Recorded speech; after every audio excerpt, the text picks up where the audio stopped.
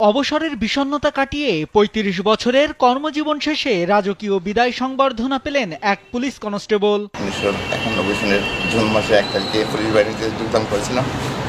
দীর্ঘ ৩৫ বছর চাকরি করে পড়ালেখা থেকে আমি আজকে আমার কর্মজীবন শেষ করে চলে যাচ্ছি।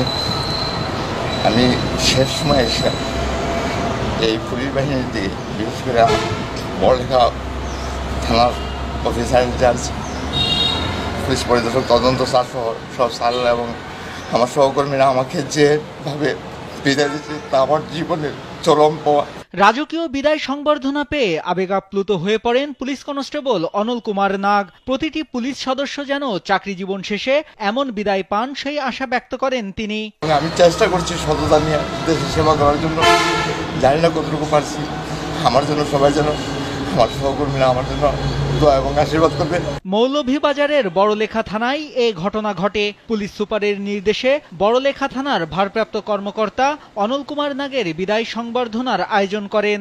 ৩৫ বছর তার চাকরি জীবন শেষে অবসরে যাচ্ছে। আমাদের মাননীয় পুলিশ সুপার স্যারের নির্দেশনায় ওনাকে সসম্মানে ওনার বাড়িতে পৌঁছে দেওয়ার জন্য আমাদের এই উদ্যোগ। উনি বাংলাদেশ পুলিশে অনেক অবদান রেখেছে, বাংলাদেশ পুলিশ ওনার জন্য অনেক কৃতজ্ঞ।